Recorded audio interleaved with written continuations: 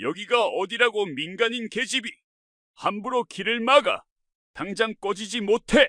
무궁화 3개를 단 대령이 민간인 복장의 여성에게 손가락질하며 욕설을 퍼부었습니다.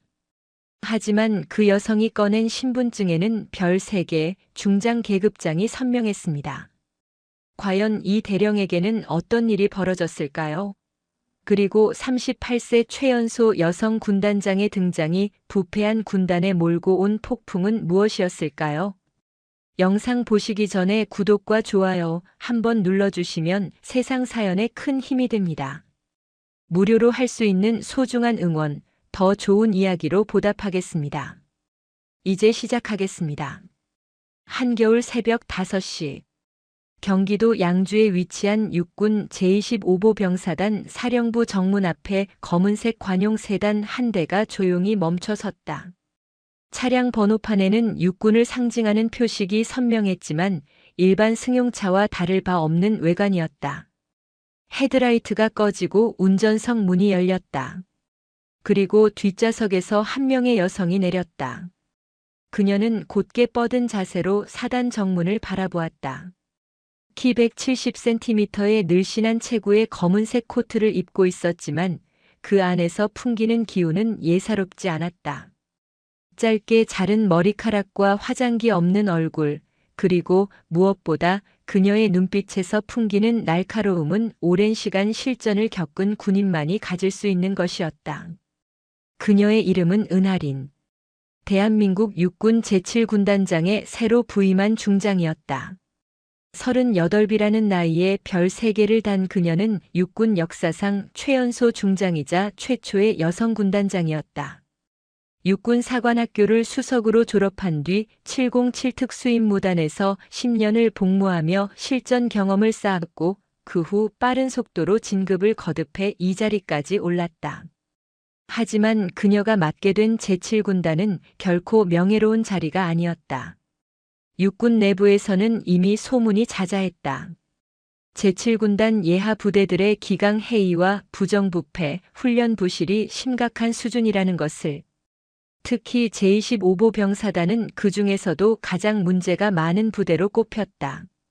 몇 달 전에는 병사 급식비 횡령 사건이 언론에 보도되어 국방부를 곤혹스럽게 만들기도 했다. 은하리는 그래서 부임 첫날부터 수행원도 대동하지 않고 민간인 복장으로 현장을 찾기로 결심했다. 공식적인 부임식은 다음 주로 예정되어 있었지만 그녀는 먼저 부대의 실상을 직접 눈으로 확인하고 싶었다. 화려한 환영식과 보고서로는 결코 알 수 없는 진실이 있다는 것을 그녀는 너무나 잘 알고 있었다.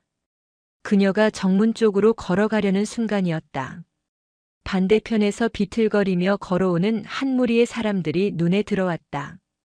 모두 4명이었는데 그중 3명은 이등병 계급장을 단 젊은 병사들이었고 맨 앞에 선 한 명은 무궁화 3개를 단 대령이었다. 새벽 5시에 부대 밖에서 돌아오는 장교라니. 더군다나 그들에게서는 술 냄새가 진동했다. 은하린의 눈빛이 차갑게 가라앉았다. 그녀는 일부러 정문 한가운데에 서서 그들의 길을 가로막았다. 대령은 처음에는 그녀를 보지 못한 듯 계속 비틀거리며 걸어왔다. 그의 얼굴은 술에 취해 붉게 상기되어 있었고 군복 단추도 제대로 채워지지 않은 상태였다. 저기요. 은하린이 조용하지만 분명한 목소리로 말했다. 대령이 그제야 그녀를 발견하고 멈춰섰다. 그는 코트를 입은 은하린을 훑어보더니 인상을 찌푸렸다. 뭐야 당신? 대령의 목소리는 술에 절어 있었다. 그는 은하린을 위아래로 훑어보며 비웃음을 흘렸다. 새벽부터 여기서 뭐 하는 거야? 여기가 어디라고 민간인이 함부로 서 있어? 은하린은 대답하지 않고 그저 그를 조용히 바라보았다. 그녀의 침묵이 오히려 대령을 자극했다. 그는 한 발 더 다가서며 목소리를 높였다. 못 들었어? 여기 군사시설 앞이야. 신분증 내놔봐. 뭐하러 온 건데? 은하리는 여전히 침착한 표정으로 대령을 바라보았다.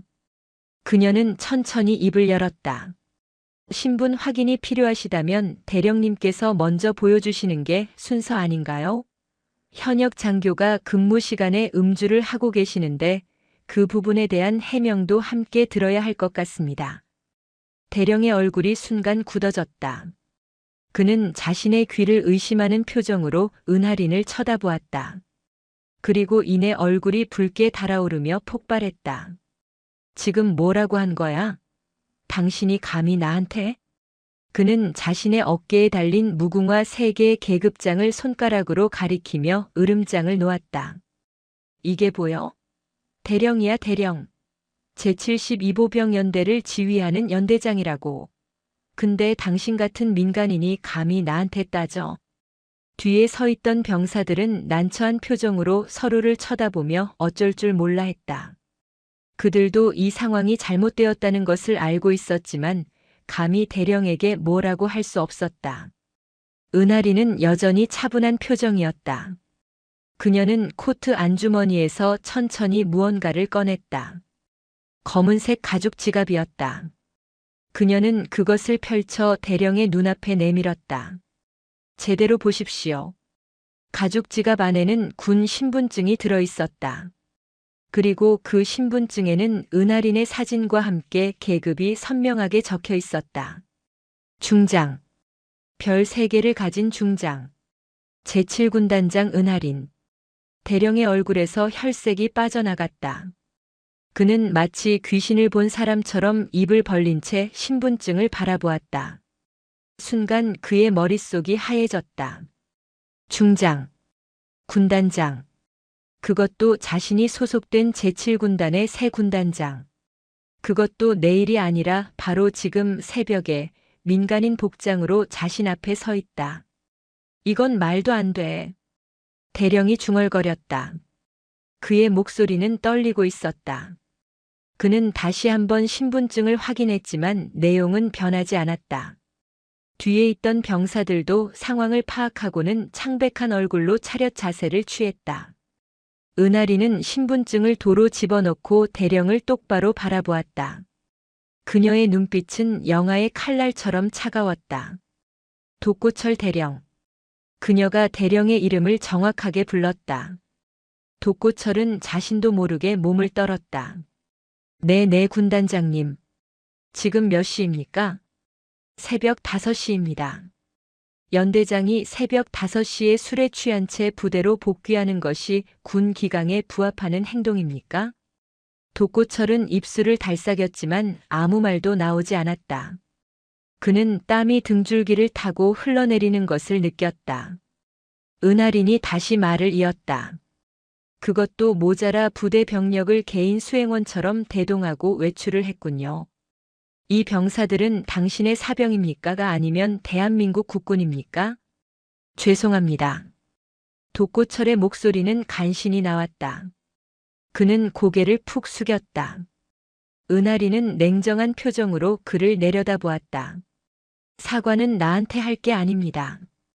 당신 뒤에 있는 병사들에게 하십시오. 근무 시간에 개인 심부름을 시킨 것에 대해서. 독고철은 뒤를 돌아보았다. 3명의 병사들은 고개를 숙인 채 서 있었다. 그들의 얼굴에는 피로와 두려움이 뒤섞여 있었다. 독고철은 떨리는 목소리로 말했다. 미안하다. 은하리는 병사들을 바라보았다. 그들은 아직도 차렷 자세를 유지한 채 미동도 하지 않고 있었다. 그녀는 부드럽지만 단호한 목소리로 말했다. 편히 하세요. 당신들은 잘못한 게 없습니다. 병사들이 조심스럽게 편한 자세를 취했다. 은하리는 다시 독고철을 향해 시선을 돌렸다. 독고철 대령. 당신은 지금부터 제72보병 연대장 직에서 보직 해임됩니다. 내일 오전 9시까지 군단 참모부로 출두하십시오. 그때 당신의 처분이 결정될 것입니다. 독고철의 얼굴이 흑빛으로 변했다. 그는 무릎을 꿇으며 애원했다. 군단장님 제발. 한 번만 용서해 주십시오. 제가 정말 잘못했습니다. 다시는 이런 일이 일어나십시오. 은하린의 목소리에는 감정의 동요가 없었다. 군인이 무릎 꿇는 모습은 보기 싫습니다. 당신이 지금 해야 할 일은 애원이 아니라 반성입니다. 내일 군단 본부에서 뵙겠습니다. 은하린은 더 이상 그를 보지 않고 걸음을 옮겼다. 그녀는 정문 초소로 향했고 초소 근무자는 황급히 경례를 붙였다. 은하린은 경례를 받으며 부대 안으로 들어갔다. 그녀의 뒷모습을 바라보는 독고철의 얼굴에는 절망과 분노가 교차했다. 하지만 그것은 이미 끝난 일이었다. 은하린은 사단 사령부 건물을 향해 걸어갔다. 새벽 공기는 차갑고 신선했다. 그녀는 깊게 숨을 들이마셨다. 이것이 시작이었다. 부패하고 썩어 있는 이 군단을 바로잡기 위한 긴 전쟁의 시작. 그녀는 이미 각오하고 있었다. 얼마나 많은 저항이 있을지, 얼마나 많은 적이 생길지. 하지만 은하린에게는 두려움이 없었다. 707 특수임무단에서 목숨을 걸고 작전을 수행하던 시절을 생각하면 이 정도는 아무것도 아니었다.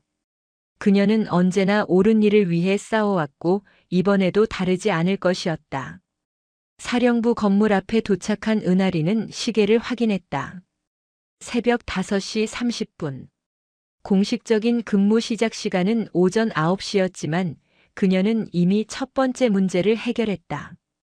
그리고 앞으로 해결해야 할 문제는 산더미처럼 쌓여 있었다. 그녀는 건물 입구로 걸어 들어갔다.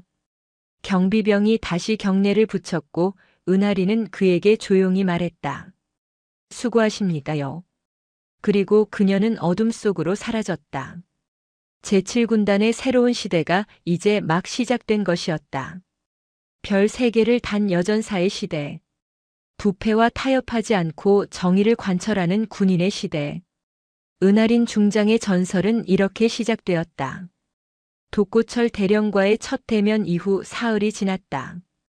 은하린 중장은 공식 취임식을 일주일 뒤로 연기했다. 군단 참모들은 이례적인 결정에 당혹스러워했지만 그녀의 의중을 감히 묻지 못했다. 은하린에게는 화려한 의전보다 더 시급한 일이 있었다. 그것은 바로 부대의 실상을 직접 확인하는 것이었다. 그녀는 군단 정보참모부의 독고철이 지휘하던 제72보병 연대의 모든 자료를 요구했다.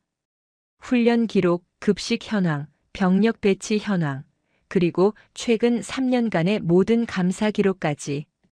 참모들이 가져온 서류 더미는 책상을 가득 채웠다. 은하린은 밤을 새워 그 모든 자료를 검토했다. 서류상으로는 문제가 없어 보였다. 훈련 실적은 우수했고 급식 만족도는 높았으며 병사들의 사기도 양호하다고 기록되어 있었다.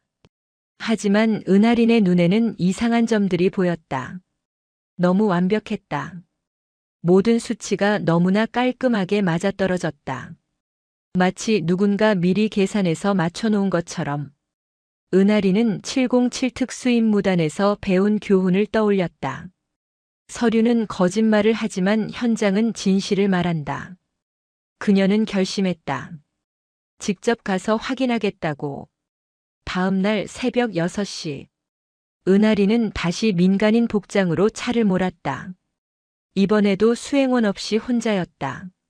목적지는 제72보병연대 예하 제3대대.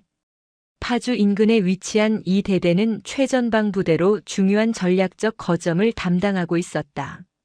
서류상으로는 모범 대대로 기록되어 있었다.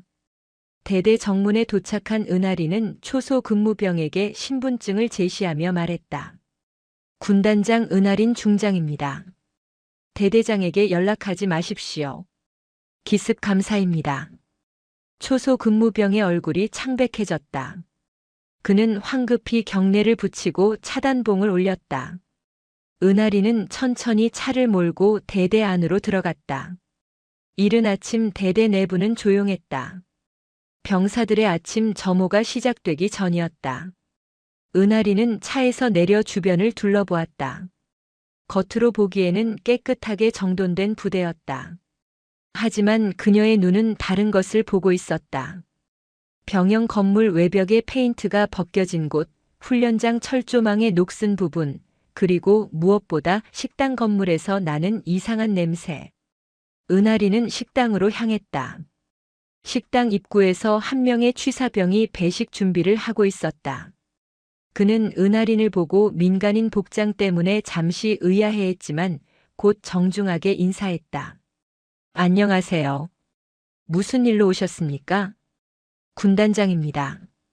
오늘 아침 식사 메뉴가 뭡니까? 취사병의 얼굴이 굳어졌다. 그는 망설이다가 조심스럽게 대답했다.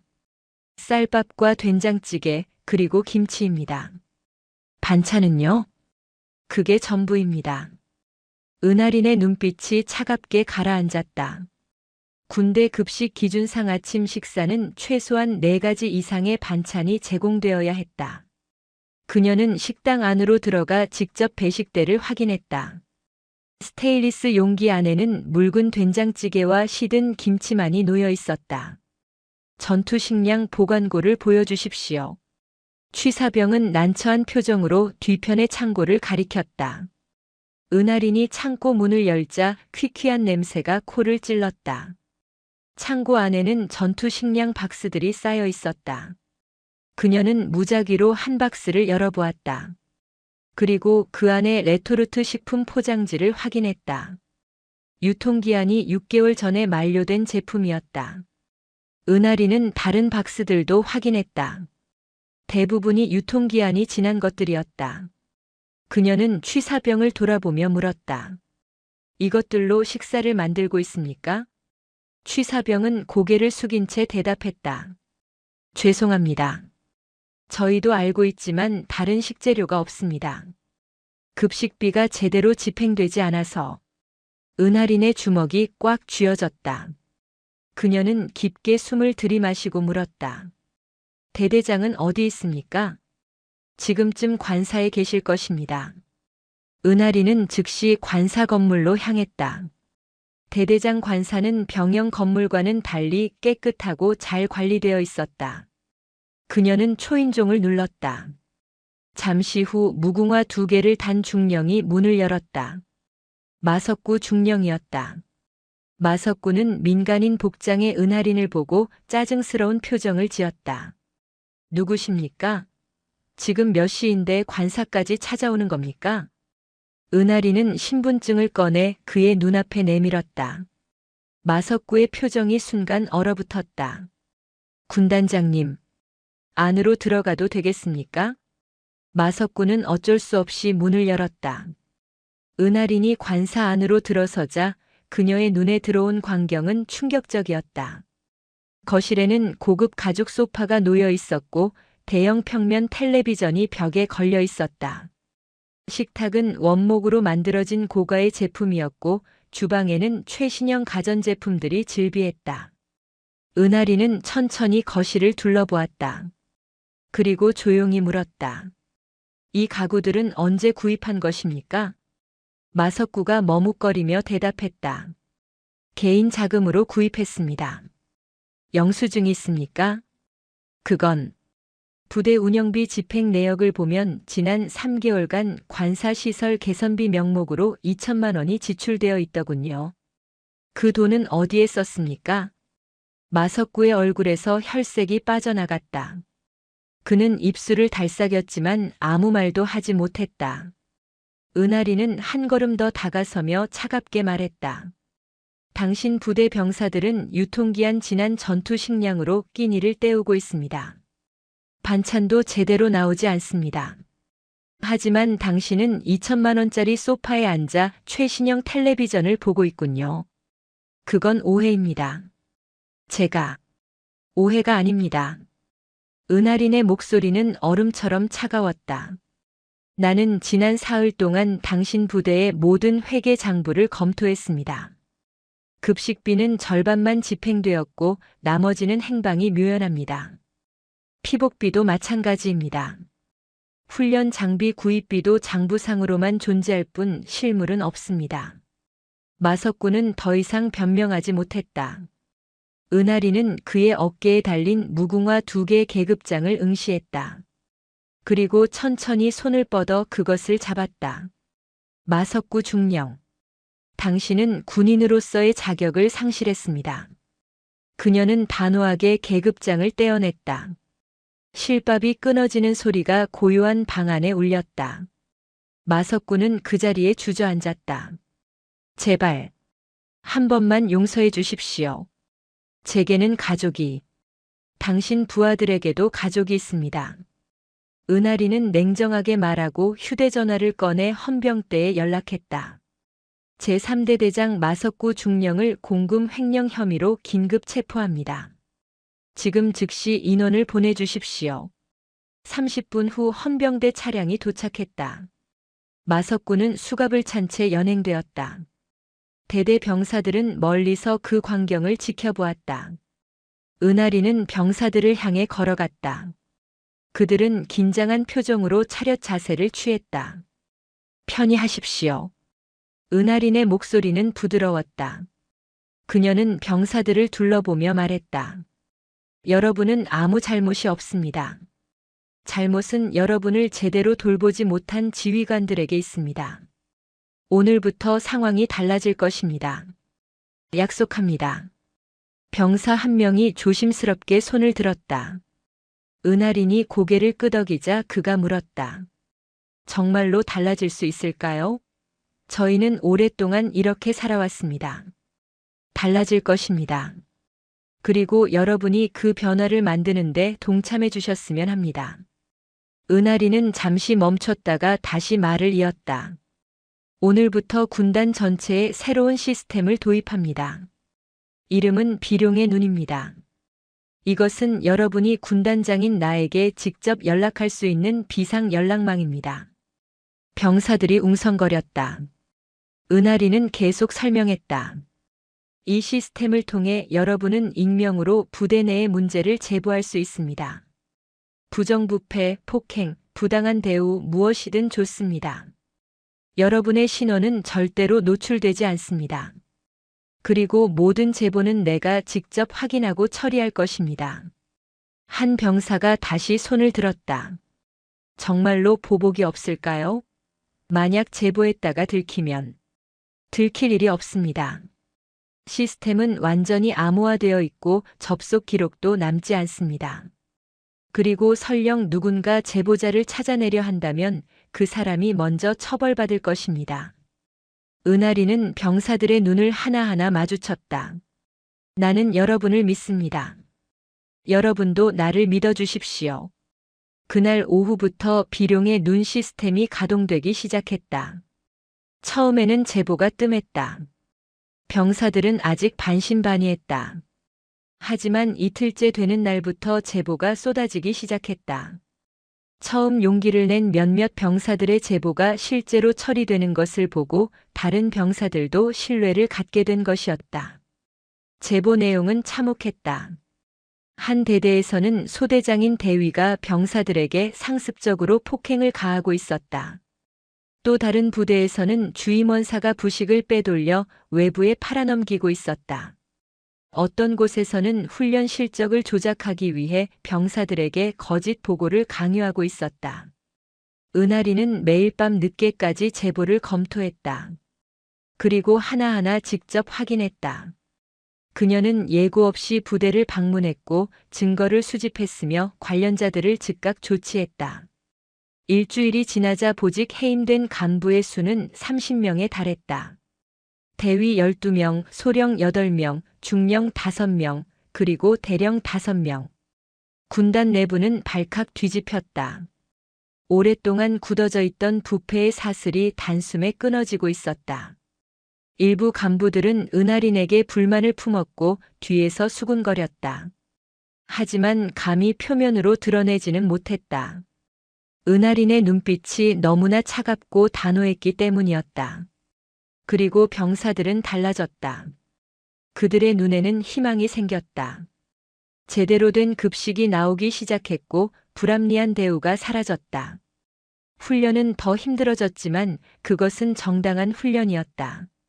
병사들은 불평하지 않았다. 오히려 더 열심히 임했다. 은하리는 밤마다 군단장 집무실에 앉아 비룡의 눈 시스템을 확인했다. 제보는 여전히 들어오고 있었다. 하지만 그 내용은 조금씩 달라지고 있었다. 부정부패에 대한 제보보다는 개선 제안이 늘어나고 있었다. 병사들이 스스로 부대를 더 좋게 만들기 위해 아이디어를 내고 있었다. 그녀는 작은 미소를 지었다. 이것이 시작이었다. 진정한 변화의 시작. 별 3개를 단 그녀의 어깨는 무거웠지만 그 무게를 기꺼이 감당할 준비가 되어 있었다. 은하린 중장의 개혁이 시작된 지 2주가 지났다. 비룡의 눈을 통한 제보는 계속 이어졌고 부패한 간부들이 하나둘 제거되면서 군단의 분위기는 조금씩 변하고 있었다. 하지만 모든 사람이 이 변화를 환영하는 것은 아니었다. 특히 오랫동안 부대를 자신의 왕국처럼 다스려온 고위 간부들에게 은하린의 등장은 재앙이었다. 그중 대표적인 인물이 제25보 병사단장 백두산 소장이었다. 그는 별 2개를 단지 5년이 넘었고 곧 중장 진급을 앞두고 있었다. 육군 사관학교 40기로 군 내부에 탄탄한 인맥을 구축해 놓은 그는 자신의 사단을 철저하게 장악하고 있었다. 그에게 은하린 중장의 개혁은 자신의 영역에 대한 침범이자 기득권에 대한 도전이었다. 백두산 소장은 50대 중반의 다부진 체격에 언제나 위험 있는 표정을 유지하는 인물이었다. 그는 자신이 군 생활 30년 동안 쌓아온 방식이 옳다고 확신했고 젊은 여성 장군이 와서 모든 것을 뒤흔드는 것을 용납할 수 없었다. 더욱이 은하린이 자신보다 한 계급 위라는 사실이 그를 더욱 불편하게 만들었다. 백두산은 은하린이 부임한 지 3주째 되던 날 육군본부 인사참모부에 장문의 서신을 보냈다. 그 내용은 은하린 중장의 개혁 방식이 지나치게 과격하며 군의 위계 질서를 무시하고 있다는 것이었다.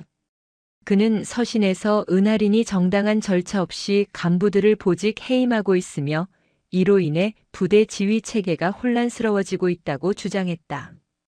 중장님의 열정은 이해하나 방법이 잘못되었습니다. 군은 급격한 변화보다는 점진적 개선이 필요합니다. 현재의 방식은 오히려 부대 사기를 저하시키고 간부들의 사기를 꺾고 있습니다. 백두산은 자신의 서신이 효과를 발휘하리라 믿었다. 육군 본부에는 그와 같은 생각을 가진 고위 장교들이 많았다. 하지만 그의 계산에는 한 가지 오류가 있었다. 은하린 중장을 군단장으로 임명한 것은 육군 참모총장이었고 그는 은하린의 개혁을 전폭적으로 지지하고 있었다. 백두산의 서신은 육군 본부에 접수되었지만 오히려 역효과를 낳았다.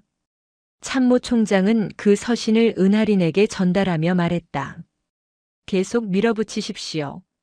저항하는 자들이 있다는 것은 개혁이 제대로 작동하고 있다는 증거입니다. 이 사실을 모르는 백두산은 여전히 자신의 사단을 자신의 방식대로 운영했다. 특히 그가 자랑스럽게 여기는 것은 사단 직할 특공연대였다. 이 연대는 매년 실시되는 육군 사격 대회에서 우수한 성적을 거두며 백두산의 치적으로 기록되어 왔다. 그는 이 연대를 통해 자신의 지휘 능력을 과시했고 이것이 자신의 중장 진급에 중요한 역할을 할 것이라 믿었다. 은하린은 백두산 소장의 서신에 대해 아무런 반응도 보이지 않았다. 대신 그녀는 비룡의 눈을 통해 들어온 한 가지 제보에 주목했다.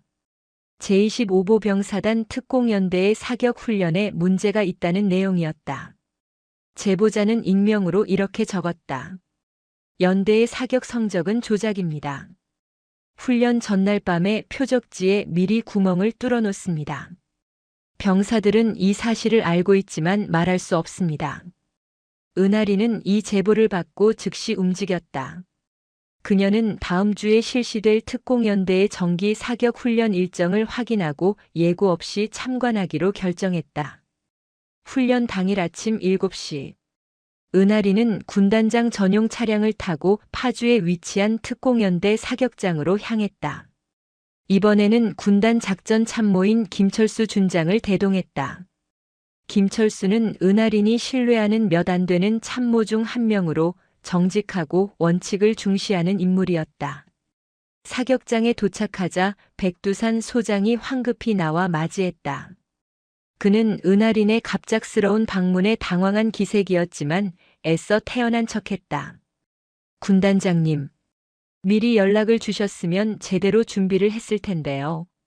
준비된 모습이 아니라 실제 모습을 보러 왔습니다.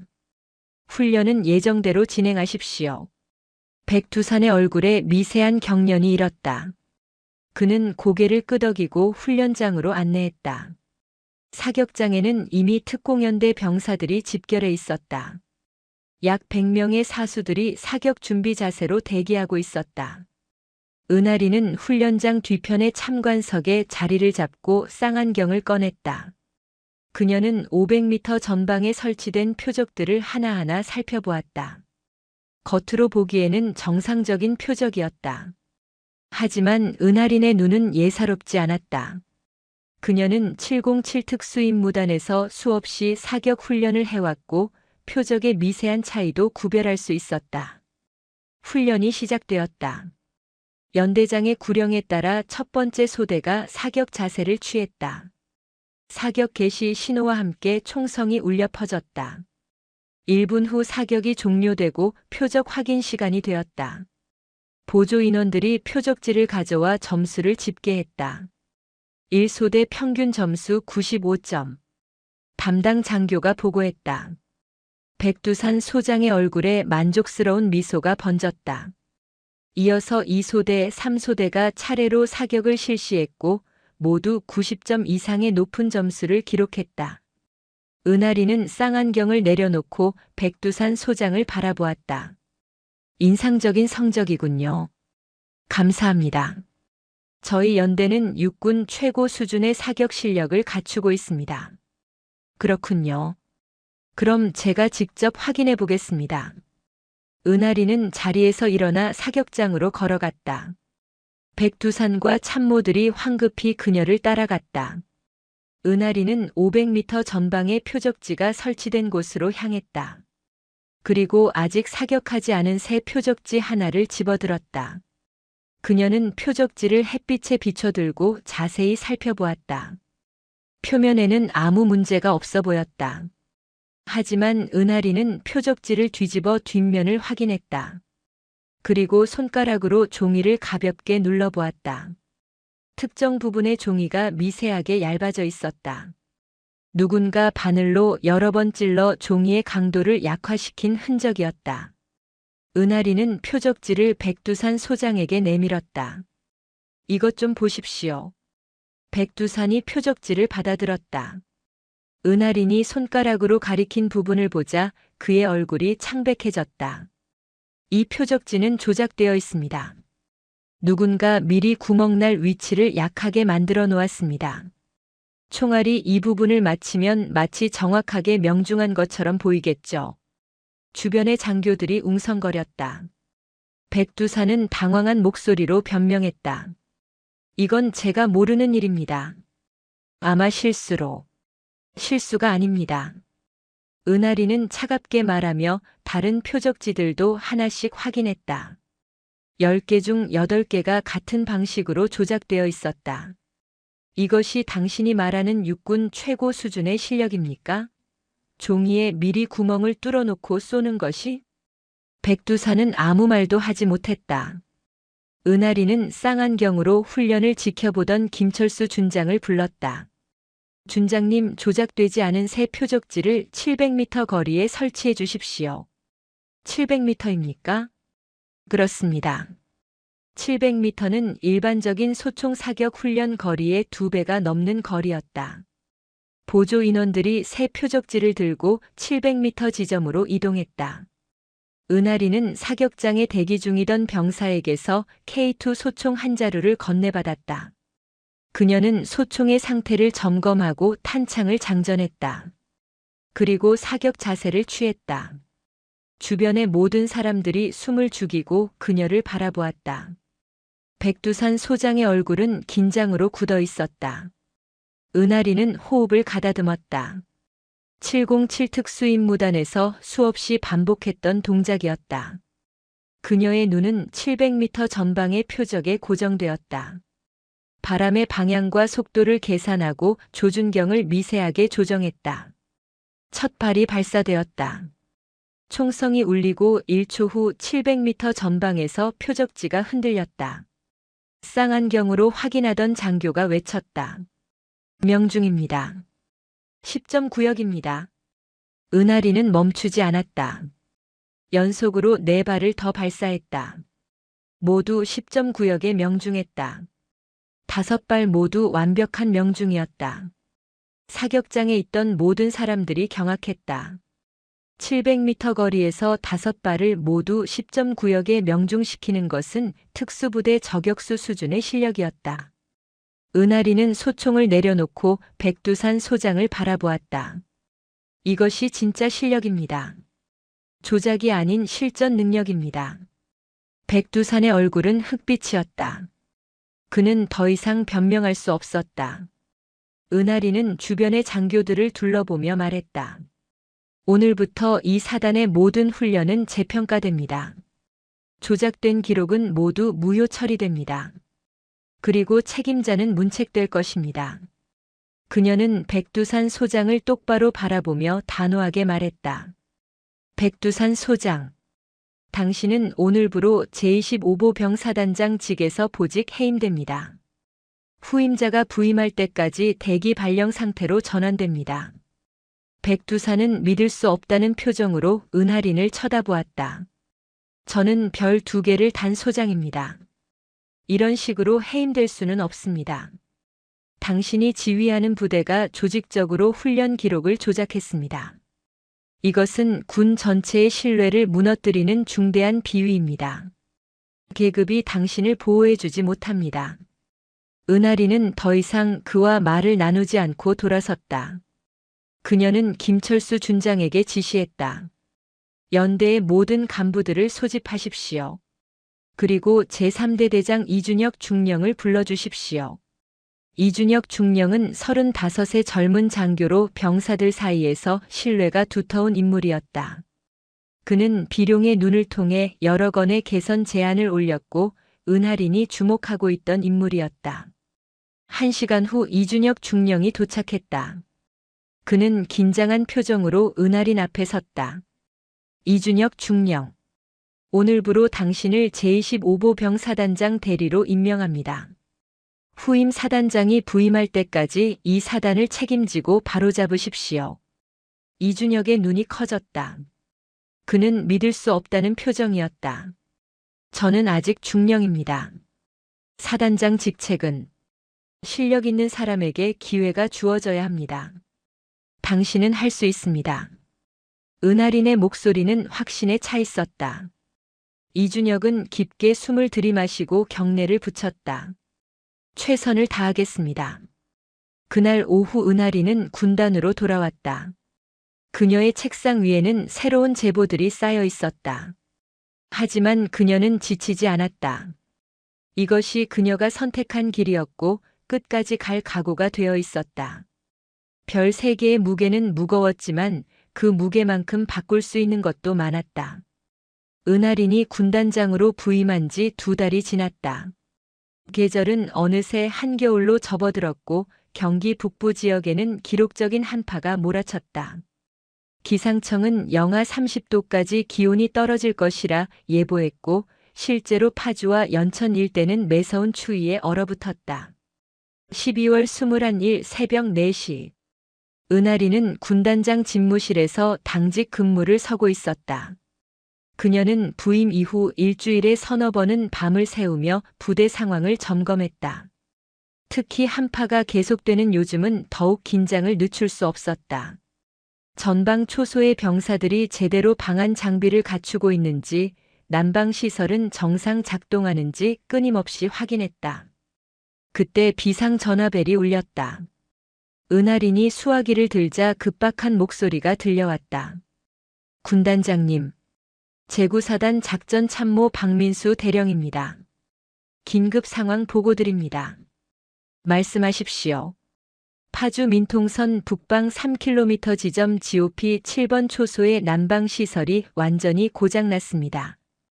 현재 초소 내부 온도가 영하 15도까지 떨어진 상태입니다. 은하린의 표정이 굳어졌다. GOP는 일반 전방 초소로 비무장지대 인근에 위치한 최전방 감시 초소였다. 그곳에는 보통 한 개 분대 규모인 8명에서 10명의 병사들이 교대로 근무했다. 병력 상황은 어떻습니까? 현재 9명이 근무 중입니다. 소대장인 김태훈 중위와 병사 8명입니다. 동상 증세를 보이는 인원이 3명으로 보고되었습니다. 수리팀은 언제 도착합니까? 그게 문제입니다. 박민수 대령의 목소리에 절박함이 묻어났다. 이 한파로 인해 접근로가 결빙되어 차량 이동이 불가능합니다. 도보로 이동하려면 최소 6시간이 걸립니다. 그때까지 병사들이 버틸 수 있을지. 은하리는 즉시 결정을 내렸다. 헬기를 준비하십시오. 내가 직접 가겠습니다. 군단장님께서 직접 가시겠다는 말씀이십니까? 지금 기상 상황이 매우 좋지 않습니다. 헬기 운항 자체가 위험합니다. 병사들이 죽어가고 있는데 기상 상황을 따질 때가 아닙니다. 즉시 헬기를 준비하고 방한복, 핫팩, 따뜻한 음식, 그리고 휴대용 난방기를 적재하십시오.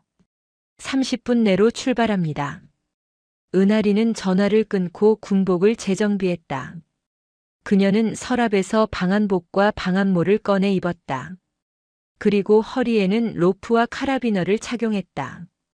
707 특수임무단에서 수없이 했던 레펠 하강 장비였다. 30분 후 군단 항공대 경납고에서 UH-60 헬기 한 대가 시동을 걸었다. 은하리는 헬기 조종사인 최진혁 소령과 간단한 브리핑을 했다.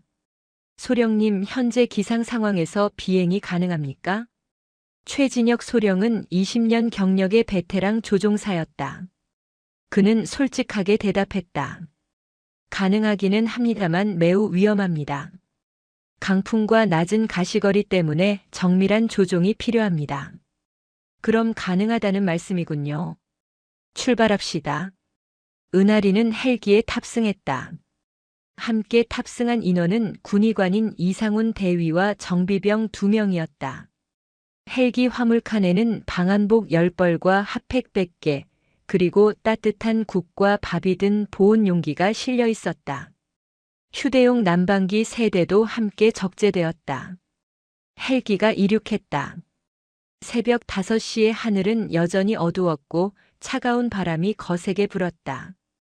헬기는 심하게 흔들렸다. 은하리는 안전벨트를 단단히 맨 채 창밖을 바라보았다. 아래로는 얼어붙은 땅과 나무들이 보였다.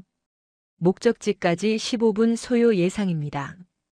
최진혁 소령이 헤드셋을 통해 말했다. 은하리는 고개를 끄덕였다. 그녀는 화물칸에 실린 장비들을 다시 한번 점검했다.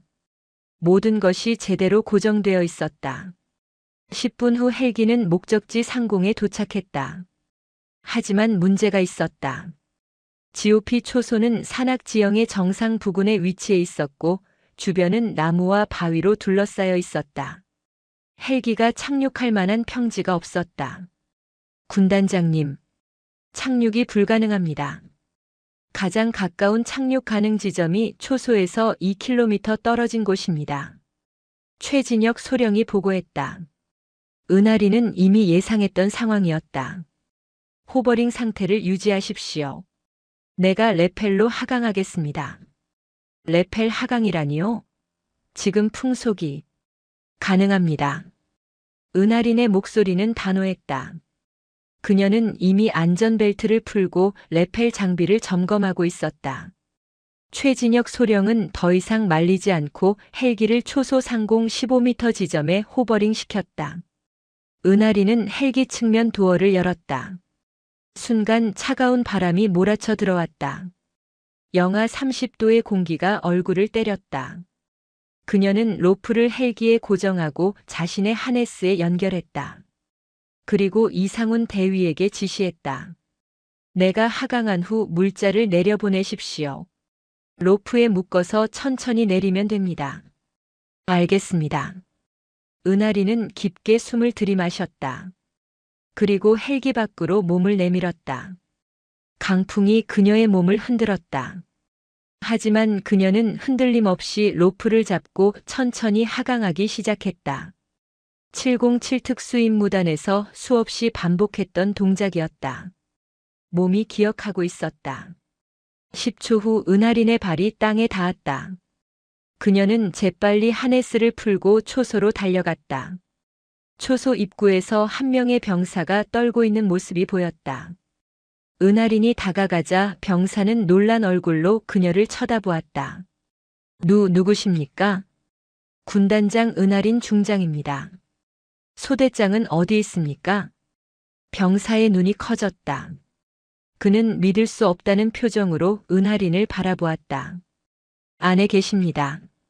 하지만 군단장님께서 어떻게 여기까지? 안내하십시오. 은하린은 초소 안으로 들어갔다. 내부는 상상했던 것보다 더 열악했다. 병사들은 침낭에 몸을 웅크린 채 떨고 있었다. 그들의 입술은 파래져 있었고 손은 동상으로 퉁퉁 부어 있었다. 한쪽 구석에서는 김태훈 중위가 다른 병사들을 보살피고 있었다. 중위님, 은하린이 불렀다. 김태훈 중위가 고개를 돌렸다. 그는 방한복을 입은 은하린을 보고 잠시 멍한 표정을 지었다. 은하린이 가슴에 계급장을 보이며 말했다. 군단장 은하린입니다. 상황 보고 부탁합니다. 김태훈 중위는 황급히 자세를 바로잡으며 경례했다. 하지만 그의 손은 너무 떨려서 제대로 된 경례가 되지 않았다. 편하게 하십시오. 보고하십시오. 네. 어제 저녁 8시경 난방시설이 고장났습니다. 자체 수리를 시도했으나 부품 파손으로 불가능했습니다. 현재 인원 9명 중 3명이 동상 증세를 보이고 있습니다. 은하린은 주변을 둘러보았다. 병사들은 모두 그녀를 바라보고 있었다. 그들의 눈에는 놀라움과 희망이 섞여 있었다. 지금부터 상황이 나아질 것입니다. 헬기에서 물자를 내려보내고 있습니다. 조금만 기다려 주십시오. 은하린은 다시 밖으로 나가 헬기를 향해 신호를 보냈다. 이상훈 대위가 로프에 물자를 묶어 천천히 내려보내기 시작했다. 첫 번째로 내려온 것은 방한복과 핫팩이었다. 은하린은 그것을 들고 초소 안으로 들어가 병사들에게 나눠주었다. 이것을 입으십시오. 그리고 핫팩을 옷 안에 넣으세요. 병사들은 떨리는 손으로 방한복을 받았다. 그들의 눈에는 눈물이 고여 있었다. 한 병사가 떨리는 목소리로 말했다. 군단장님, 저희 같은 말단 병사들을 위해 직접 여기까지 오시다니 믿을 수가 없습니다. 당신들은 말단이 아닙니다. 이 나라를 지키는 소중한 전사들입니다. 은하린의 목소리는 따뜻했다. 그녀는 계속해서 물자를 날랐다. 휴대용 난방기가 내려왔고 곧 초소 안에 따뜻한 온기가 돌기 시작했다. 마지막으로 따뜻한 음식이 담긴 보온 용기가 도착했다. 모두 앉으십시오. 먼저 몸을 녹이고 식사를 하십시오. 은하린은 직접 국을 떠서 병사들에게 나눠주었다. 병사들은 군단장이 자신들에게 음식을 나눠주는 모습에 눈물을 흘리기 시작했다. 한 병사는 참지 못하고 소리내어 울었다. 죄송합니다. 저희가 너무 초라한 모습을. 울지 마십시오. 당신들은 영하 30도의 추위 속에서도 조국을 지키고 있었습니다. 초라한 것이 아니라 자랑스러운 겁니다. 은하린은 동상 증세를 보이는 병사들을 이상훈 대위에게 인계했다. 대위는 응급 처치를 시작했다. 다행히 심각한 수준은 아니었다. 빠른 조치로 회복이 가능했다. 1시간 후 초소 안은 안정을 되찾았다. 난방기가 작동하면서 온도가 올라갔고 병사들도 따뜻한 음식과 방한복 덕분에 체온을 회복했다. 은하린은 김태훈 중위와 함께 앉아 대화를 나눴다. 중위님, 난방시설은 언제부터 노후되었습니까? 김태훈 중위는 조심스럽게 대답했다. 사실 1년 전부터 문제가 있었습니다. 여러 번 교체 요청을 했지만 예산 부족으로 계속 미뤄졌습니다. 1년 동안이나요? 네. 겨울만 버티면 된다고 했습니다. 하지만 이번 한파는 예상보다 심했습니다. 은하린의 얼굴이 굳어졌다. 그녀는 고개를 끄덕이며 말했다. 알겠습니다. 이 문제는 내가 직접 해결하겠습니다. 다시는 이런 일이 발생하지 않도록 하겠습니다. 해가 뜨기 시작했다. 은하리는 헬기에 연락하여 정비팀이 도착할 때까지 대기하기로 했다. 그녀는 병사들과 함께 초소에 남아 그들과 이야기를 나눴다. 병사들은 처음에는 긴장했지만 점점 마음을 열었다. 그들은 군 생활의 어려움과 꿈에 대해 이야기했다. 은하리는 진지하게 그들의 이야기를 들었다. 군단장님, 한 병사가 조심스럽게 말했다. 오늘 일은 평생 잊지 못할 것 같습니다. 군단장님께서 직접 저희를 구하러 오신 것을, 이런 지휘관을 모시게 되어 영광입니다. 은하리는 미소를 지었다. 나는 단지 해야 할 일을 했을 뿐입니다. 당신들이야말로 이 혹한 속에서 묵묵히 임무를 수행하고 있습니다. 진정으로 존경합니다. 오전 10시경 정비팀이 도착했다. 그들은 난방시설을 완전히 교체하기 시작했다. 은하리는 그제야 헬기로 복귀했다. 헬기가 이륙하자 병사들은 밖으로 나와 손을 흔들었다. 은하린도 창문 너머로 그들을 바라보며 경례를 붙였다. 헬기 안에서 이상훈 대위가 말했다. 군단장님, 오늘 일은 금방 소문이 퍼질 것입니다. 소문이요? 네. 군단장님께서 병사들을 위해 생명을 걸고 레펠 하강까지 하셨다는 소문이요.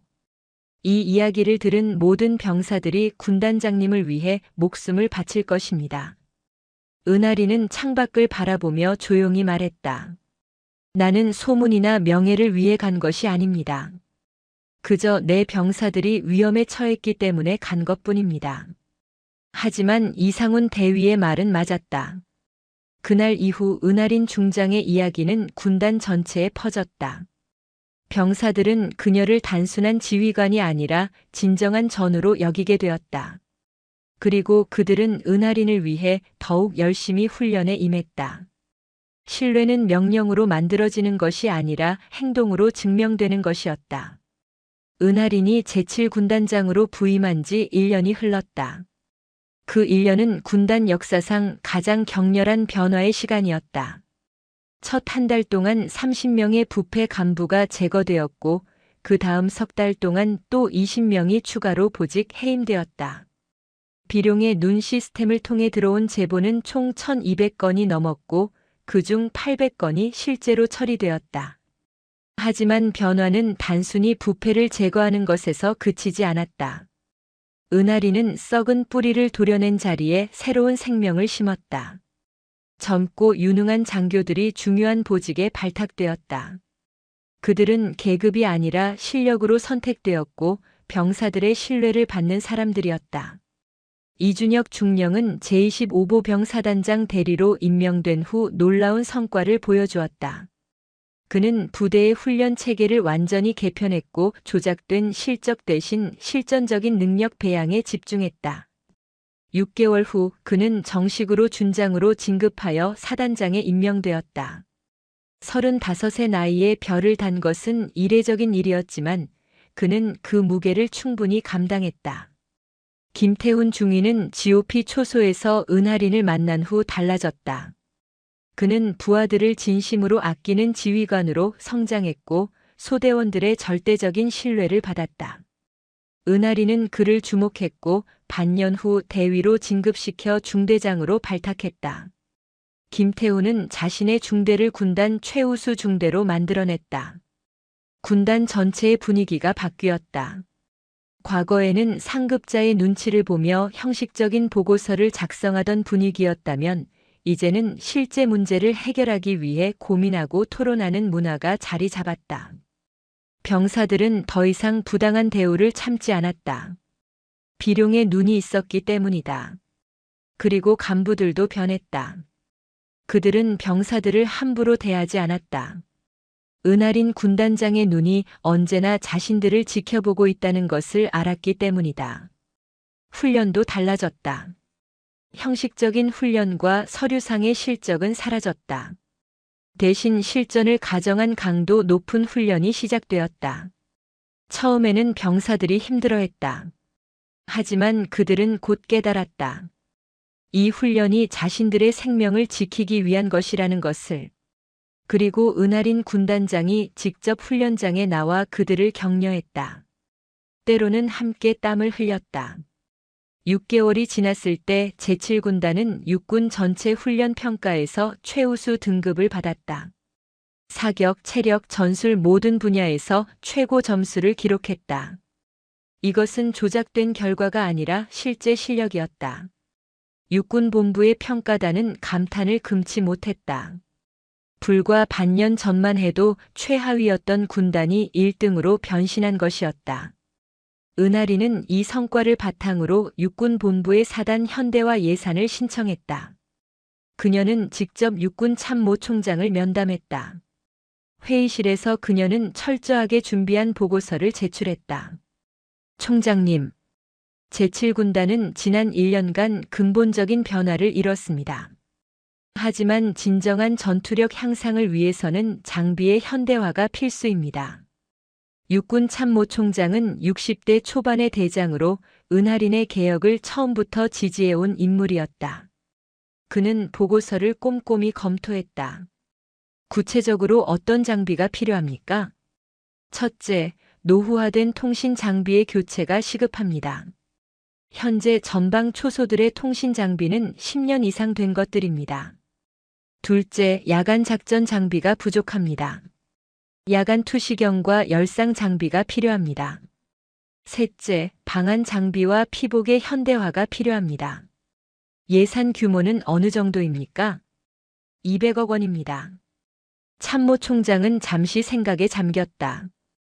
200억은 적지 않은 금액이었다. 하지만 그는 은하린의 능력을 믿었다. 승인하겠습니다. 하지만 조건이 있습니다. 말씀하십시오. 1년 후 다시 평가를 받으십시오. 그때 제7군단이 여전히 최우수 등급을 유지한다면 추가 예산도 지원하겠습니다. 감사합니다. 기대에 어긋나지 않겠습니다. 예산이 확정되고 장비 현대화가 시작되었다. 새로운 통신 장비가 도입되고 야간 작전 장비가 배치되었다. 병사들의 방한복도 최신형으로 교체되었다. 군단의 전투력은 눈에 띄게 향상되었다. 그리고 마침내 1년이 되던 날이 다가왔다. 은하리는 군단장 임기를 마치고 육군본부로 전속 발령을 받았다. 그녀는 육군본부 전력발전부장으로 보직이 결정되었고 대장 진급 후보자 명단에도 올랐다. 하지만 은하린에게 가장 중요한 것은 진급이 아니었다. 자신이 맡았던 군단을 제대로 된 모습으로 후임자에게 인계하는 것이었다. 이 임식은 12월 20날로 정해졌다. 은하린이 처음 부임했던 그 계절과 같은 겨울이었다. 하지만 1년 전과는 모든 것이 달랐다. 이 임식이 열리는 군단 연병장에는 수천 명의 장병들이 자발적으로 모였다. 공식 참석 인원은 500명이었지만 소문을 듣고 모인 병사들까지 합쳐 3,000명이 넘었다. 연병장 단상에는 은하린의 후임자인 신동욱 중장이 서 있었다. 그는 50대 초반의 베테랑 지휘관으로 은하린의 개혁 정신을 이어받을 적임자였다. 그의 옆에는 군단 참모들과 주요 지휘관들이 도열해 있었다. 식순이 진행되고 이임사 순서가 되었다. 은하린이 단상에 올랐다. 그녀는 마이크 앞에 서서 연병장을 가득 메운 장병들을 바라보았다. 1년 전 그녀가 처음 이곳에 왔을 때는 병사들의 눈에 생기가 없었다. 하지만 지금 그들의 눈은 빛나고 있었다. 은하린은 천천히 입을 열었다. 사랑하는 제7군단 장병 여러분. 1년 전 제가 이곳에 처음 왔을 때를 기억합니다. 그때 저는 많은 문제를 보았습니다. 부패, 부조리, 형식주의. 하지만 동시에 저는 희망도 보았습니다. 그것은 바로 여러분이었습니다. 연병장이 조용해졌다. 모든 사람이 그녀의 말에 귀를 기울였다. 저는 여러분에게 가혹한 군단장이었을지도 모릅니다. 많은 간부들을 보직 해임했고 훈련 강도를 높였습니다. 어떤 분들은 저를 원망했을 수도 있습니다. 하지만 저는 단 한 번도 후회하지 않았습니다. 왜냐하면 그 모든 것이 여러분을 위한 것이었기 때문입니다. 병사 한 명이 눈물을 닦았다. 그의 옆에 선 동료들도 눈시울이 붉어졌다.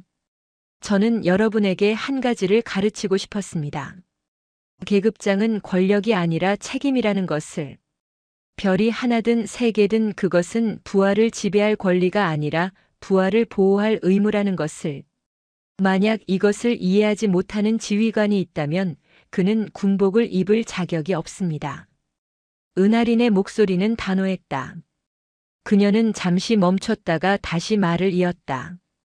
저는 이 1년 동안 여러분으로부터 많은 것을 배웠습니다. 진정한 용기가 무엇인지, 동료애가 무엇인지, 그리고 희생정신이 무엇인지. GOP 초소에서 혹한 속에서도 임무를 다하던 병사들, 부당함에 맞서 용기 있게 제보했던 병사들, 묵묵히 자기 자리에서 최선을 다했던 모든 장병 여러분. 제가 여러분께 감사드립니다. 연병장 곳곳에서 흐느끼는 소리가 들렸다. 은하린도 목이 메었지만 애써 감정을 다스렸다. 제가 떠나도 여러분은 계속 강해질 것입니다. 왜냐하면 진정한 강함은 지휘관 한 명에게서 나오는 것이 아니라 여러분 모두에게서 나오기 때문입니다. 신동욱 군단장님은 훌륭한 지휘관이십니다. 그분을 믿고 따라주십시오. 그녀는 신동욱 중장을 바라보며 고개를 숙여 인사했다. 신동욱도 경례로 답했다. 마지막으로 한 가지만 더 말씀드리겠습니다. 여러분은 이미 대한민국 육군 최강의 전사들입니다. 하지만 교만하지 마십시오. 계속 배우고 계속 발전하십시오. 그리고 무엇보다 서로를 아끼고 존중하십시오. 그것이 진정한 강한 군대를 만드는 비결입니다. 은하린은 마지막으로 연병장을 천천히 둘러보았다. 그녀의 눈에는 감사와 자부심이 가득했다. 제7군단 장병 여러분, 1년 동안 감사했습니다. 그리고 사랑합니다. 은하린이 경례를 붙였다. 순간 연병장에 있던 3,000명의 장병이 일제히 경례로 답했다. 그리고 누군가 외쳤다. 은하린 장군님 감사합니다. 그 외침은 곧 함성이 되어 연병장을 가득 채웠다. 수천 명의 목소리가 하나가 되어 울려 퍼졌다. 은하린은 더 이상 눈물을 참을 수 없었다. 그녀의 뺨을 따라 눈물이 흘러내렸다. 이임식이 끝나고 은하린은 차에 오르려 했다. 하지만 병사들이 길을 막아섰다. 그들은 울면서 그녀에게 다가왔다. 한 병사가 떨리는 목소리로 말했다. 군단장님, 저는 1년 전 거의 군대를 그만두려 했습니다. 하지만 군단장님 덕분에 다시 희망을 찾았습니다. 감사합니다. 또 다른 병사가 말했다. 저는 장교가 되겠습니다. 군단장님 같은 장교가 되고 싶습니다. 은하린은 그들 한 명 한 명과 악수했다. 그리고 그들을 안아주었다. 시간이 흘러 해가 기울 무렵 은하린은 마침내 차에 올랐다. 차가 출발하자 병사들이 도열하여 경례를 붙였다. 그 줄은 사단 정문까지 이어졌다. 차 안에서 은하린은 창밖을 바라보았다. 스쳐 지나가는 부대 건물들, 훈련장, 그리고 병영. 모든 것이 1년 전과는 달라져 있었다. 하지만 가장 크게 변한 것은 사람들이었다. 그들의 눈빛, 그들의 자세, 그들의 마음. 이틀 후 은하린은 육군본부에 출근했다. 그녀의 새로운 보직은 전력발전부장이었다. 이 자리는 육군의 미래 전력을 기획하고 발전시키는 핵심 보직이었다. 그리고 대장 진급을 앞둔 장교들이 거쳐가는 자리이기도 했다. 육군 참모총장이 그녀를 집무실로 불렀다. 총장은 은하린에게 서류 한 장을 건넸다. 이것이 차기 대장 진급 예정자 명단입니다. 당신 이름이 최상위에 올라 있습니다. 은하린은 서류를 받아들었다. 하지만 그녀의 표정은 평온했다. 영광입니다. 하지만 저는 계급보다 할 수 있는 일이 더 중요하다고 생각합니다. 총장이 미소를 지었다. 그래서 당신이 대장이 되어야 하는 겁니다.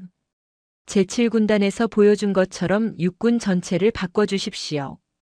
은하리는 고개를 끄덕였다. 그녀는 창밖을 바라보았다. 육군본부 건물 너머로 서울 시내가 보였다. 그리고 그 너머 어딘가에는 제7군단 장병들이 오늘도 훈련하고 있을 것이었다. 그녀의 전설은 이제 시작이었다. 별 3개로 한 군단을 바꿨다면 별 4개로는 육군 전체를 바꿀 수 있을 것이었다. 은하리는 주먹을 쥐었다. 앞으로 가야 할 길은 여전히 멀고 험했다. 하지만 그녀는 두려워하지 않았다. 제7군단 장병들이 보여준 용기와 희생이 그녀에게 힘을 주었다. 새로운 전설의 막이 올랐다. 그리고 이 전설은 계속될 것이었다. 오늘 이야기 어떠셨나요? 은하린 중장이 보여준 진정한 리더십은 권력이 아닌 책임에서 비롯되었습니다. 여러분이 어떤 자리에 있든 기억하십시오. 직책은 남을 지배할 권리가 아니라 남을 보호할 의무입니다. 때로는 혼자서 부당함에 맞서는 용기가 세상을 바꿉니다. 작은 변화가 모여 큰 혁명이 되고 한 사람의 진심이 1000명의 마음을 움직입니다. 오늘도 자신의 자리에서 최선을 다하는 모든 분들을 응원합니다. 영상이 재미있으셨다면 구독과 좋아요, 댓글까지 부탁드리고 오늘도 건강하고 행복한 하루 되시길 바랍니다.